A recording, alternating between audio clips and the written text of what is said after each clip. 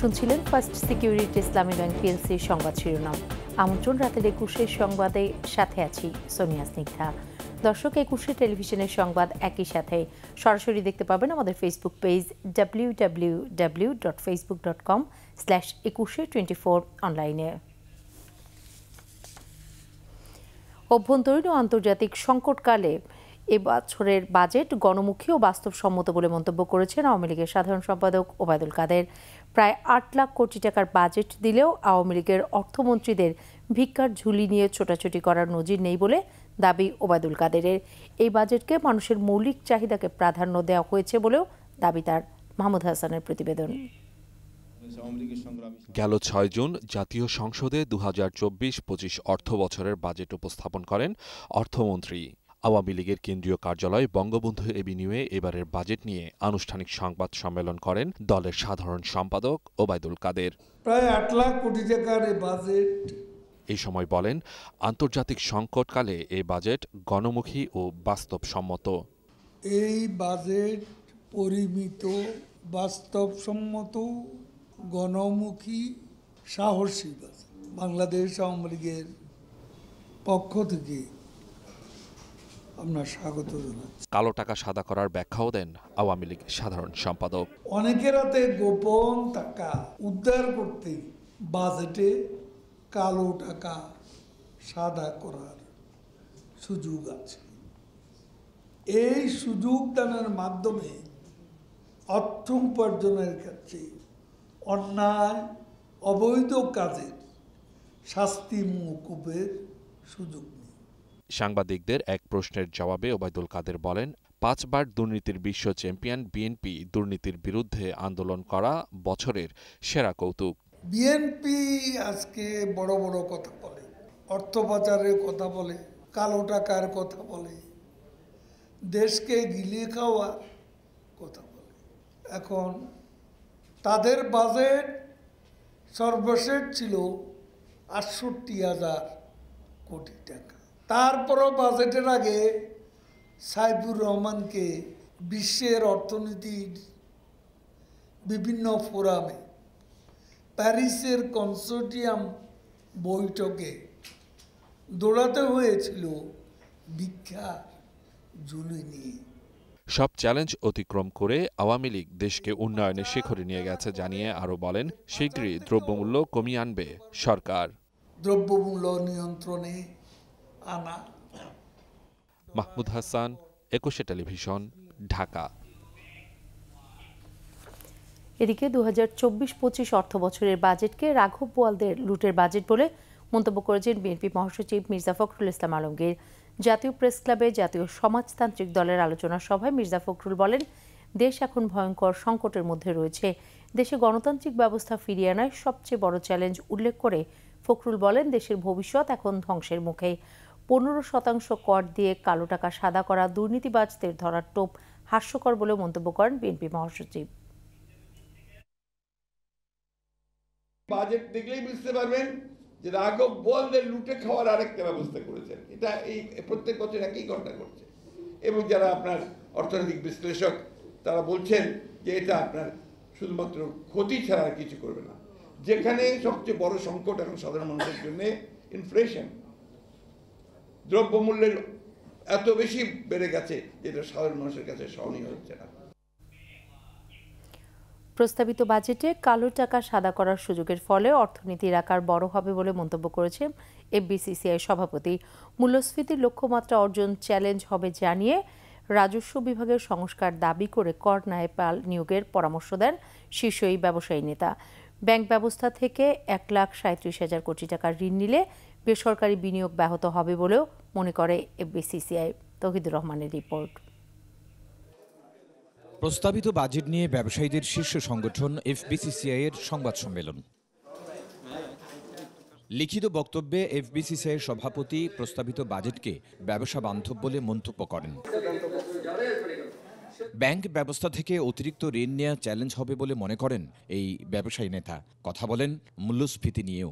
মূল্যস্ফীতির লক্ষ্যমাত্রা নির্ধারণ করা হয়েছিল 6.5%, কিন্তু চলতি বছরে মে মাসে মূল্যস্ফীতি দাঁড়িয়েছে 9.89%। এই মূল্যস্ফীতির হারকে কমিয়ে এনে লক্ষ্যমাত্রা অর্জন করা একটি বিশাল চ্যালেঞ্জ বলে আমরা মনে করি।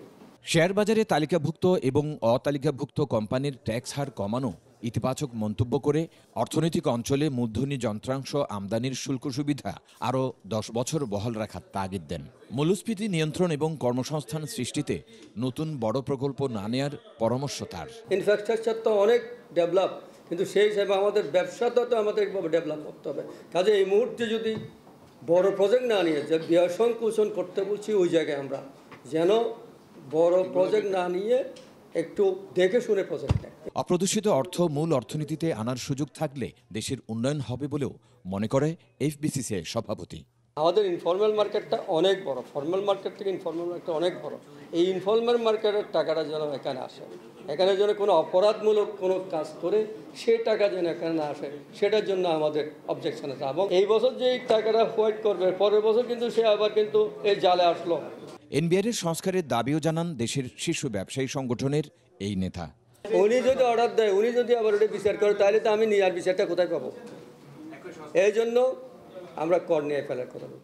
তৌহিদুর রহমান, 21 টেলিভিশন, ঢাকা। ঈদযাত্রায় বাসের আগাম টিকিট সবই শেষ হয়ে গেছে। 12 থেকে 16 জুনের কোনো সিটি খালি নেই। এবার রেলেও শতভাগ টিকিট অনলাইনে বিক্রি হয়েছে। তবে চাহিদা বিবেচনায় কিছু ট্রেনের সাথে অতিরিক্ত বগি সংযুক্ত করা হবে বলে জানিয়েছে রেল কর্তৃপক্ষ। মানিক শিকদারের রিপোর্ট।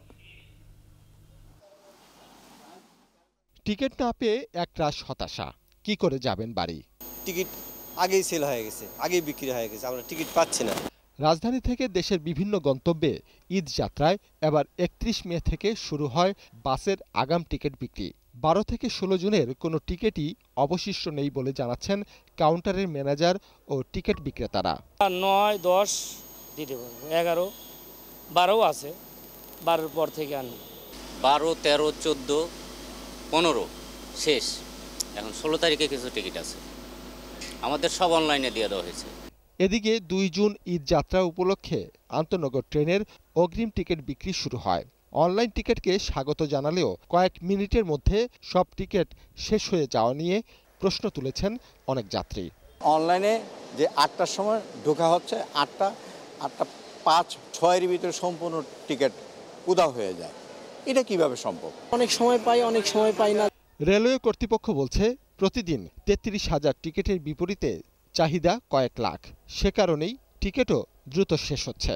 কারণ এই এবারে যে আমাদের প্রতিদিনই প্রায় আপনার 1 কোটির উপরে হিট করেছে, কোনো দিন 2 কোটিও ছাড়িয়ে গেছে সারাদিনে। তো আমাদের সার্ভারে এই হিটে আপনার বোঝা যাচ্ছে যে চাহিদাটা ব্যাপক। তো আপনার চাহিদা যতই ব্যাপক থাকুক বা চাহিদা যতই বেশি থাকুক না কেন, আমাদের আসন সংখ্যা কিন্তু নির্দিষ্ট। তো আমরা ইচ্ছে করলে আপনার 33,500 বাইরে কোনো টিকিট বিক্রি পাই না। যাত্রীর চাপ সামাল দিতে বিভিন্ন রুটের ট্রেনে অতিরিক্ত একাধিক বগি সংযুক্ত করার পরিকল্পনাও আছে রেল কর্তৃপক্ষের। কোনো রুটে আন্তনগর ট্রেনের 1-2 করে এক্সট্রা কোচ সংযোজন করা হয়। এছাড়া এবার 10 জোড়া বিশেষ ট্রেনও চলবে। মানিক শিকদার, 21 টেলিভিশন, ঢাকা। নিচ্ছি সংবাদ বিরতি। যখন ফিরছি তখন অন্যান্য খবরের সঙ্গে আরও থাকবে। দিল্লিতে প্রধানমন্ত্রী শপথের পর মোদির সঙ্গে বৈঠক। আবারও আমন্ত্রণ রাতের 21 সংবাদে। তৃতীয় মেয়াদে ভারতের প্রধানমন্ত্রী হিসেবে নরেন্দ্র মোদির শপথ গ্রহণ অনুষ্ঠানে যোগ দিতে নয়াদিল্লি পৌঁছেছেন বাংলাদেশের প্রধানমন্ত্রী শেখ হাসিনা। প্রধানমন্ত্রী ও তার সফর সঙ্গীদের বহনকারী বাংলাদেশ বিমানের বিশেষ ফ্লাইটটি দিল্লির সময় বেলা 11:51 পালাম এয়ারফোর্স স্টেশনে অবতরণ করে। বিমানবন্দরে প্রধানমন্ত্রী শেখ হাসিনাকে একটি উচ্চ পর্যায়ের ভারতীয় প্রতিনিধি দল এবং ভারতে বাংলাদেশের হাই কমিশনার মুস্তাফিজুর রহমান অভ্যর্থনা জানান। রোববার সন্ধ্যায় রাষ্ট্রপতি ভবনে শপথ গ্রহণ অনুষ্ঠানের পর নরেন্দ্র মোদির সঙ্গে একান্ত বৈঠক করবেন প্রধানমন্ত্রী শেখ হাসিনা। এছাড়াও রাষ্ট্রপতি ভবনে নৈশভোজ সহ যোগ দেবেন বিভিন্ন অনুষ্ঠানে। এর আগে হযরত শাহজালাল আন্তর্জাতিক বিমানবন্দর থেকে বিমান বাংলাদেশের একটি বিশেষ ফ্লাইটে ঢাকা ত্যাগ করেন প্রধানমন্ত্রী।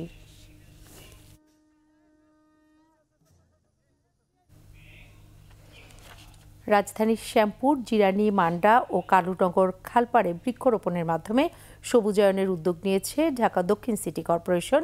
ডিএসসিসি। এসব খালের দুপাশে থাকছে walkway, cycle lane, food park, শিশুদের খেলার জায়গা। আর এই উদ্যোগগুলো বাস্তবায়নে বরাদ্দ রাখা হচ্ছে 898 কোটি 73 লাখ টাকা।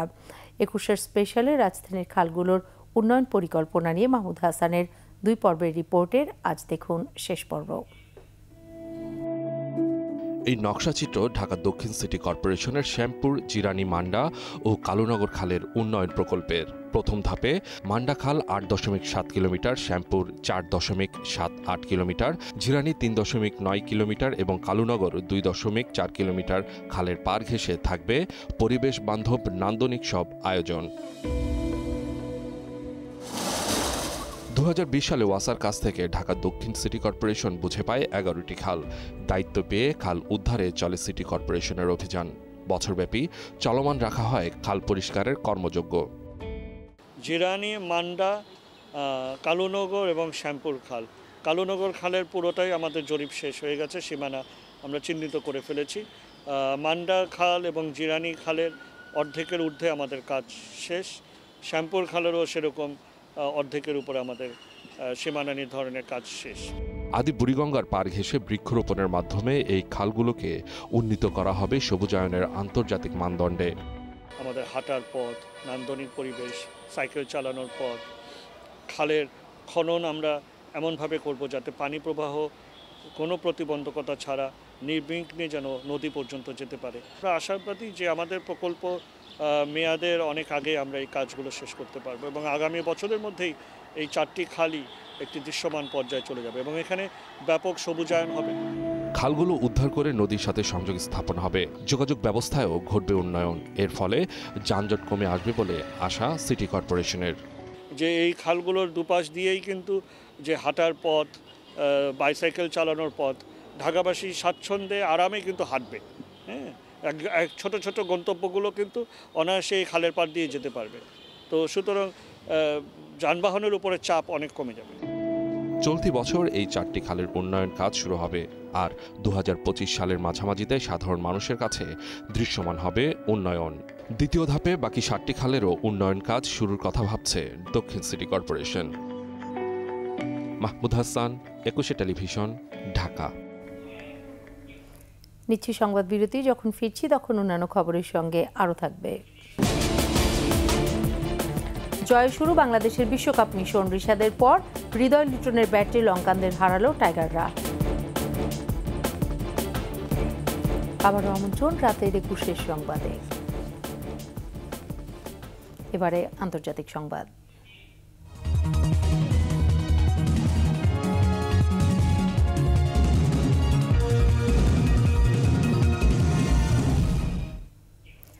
গাজার ঘনবসতিপূর্ণ আল নুসৈরাত শহরে ইসরায়েলি বাহিনীর জিম্মি উদ্ধার অভিযানে 200-র বেশি ফিলিস্তিনি নিহত হয়েছে বলে জানিয়েছে হামাস। স্থানীয় সময় শনিবার আল নুসৈরাত শহরে 2টি স্থানে অভিযান চালিয়ে হামাসের হাতে থাকা জিম্মি 4 জনকে জীবিত উদ্ধার করে ইসরায়েলি বাহিনীর মধ্যে 3 জন পুরুষ ও 1 জন নারী। গেল 7 অক্টোবর ইসরায়েলে সুপারনোভা সঙ্গীত উৎসব থেকে এদের ধরে নিয়ে জিম্মি করে রেখেছিল হামাস। একই সময় ওই শহরে বিমান হামলা চালায় ইসরায়েলি বাহিনী। ওই হামলায় 200-র বেশি ফিলিস্তিনি নিহত হয়েছে বলে দাবি হামাসের। জিম্মি উদ্ধার ও বিমান হামলা একই অভিযানের অংশ কিনা তা এখনও স্পষ্ট নয়। এ ঘটনাকে ভয়াবহ বিপর্যয় আখ্যা দিয়ে জাতিসংঘের নিরাপত্তা পরিষদকে জরুরি বৈঠক ডাকার আহ্বান জানিয়েছে ফিলিস্তিনি প্রেসিডেন্ট মাহমুদ আব্বাস।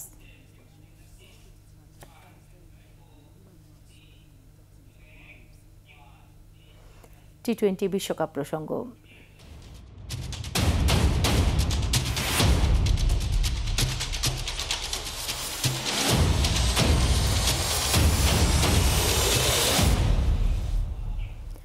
স্বস্তি জয় বিশ্বকাপ মিশন শুরু করল বাংলাদেশ।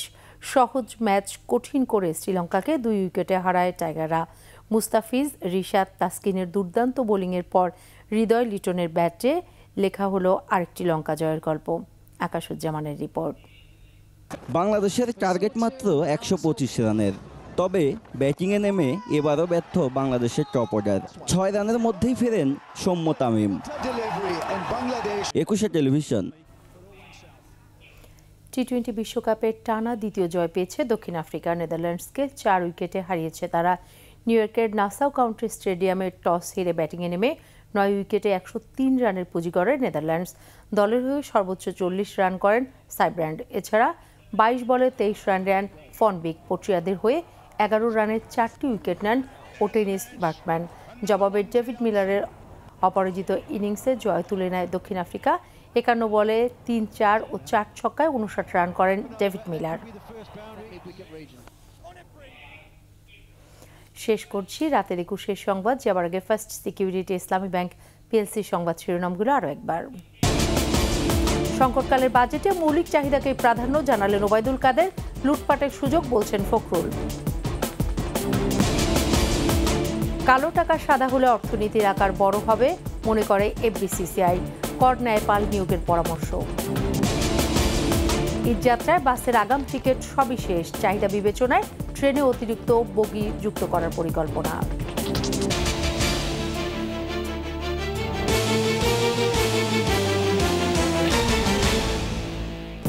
সর্বশেষ সংবাদ জানতে ডায়াল করুন 2021 নম্বরে, আর ভিজিট করুন 21.tv.com ওয়েবসাইটে। এছাড়া ফেসবুকে ভিজিট করতে পারেন facebook.com/2124 অনলাইনে। এতক্ষণ সাথে থাকার জন্য ধন্যবাদ। পরবর্তী সংবাদ দেখার আমন্ত্রণ রইল। 21-এর সাথেই থাকুন।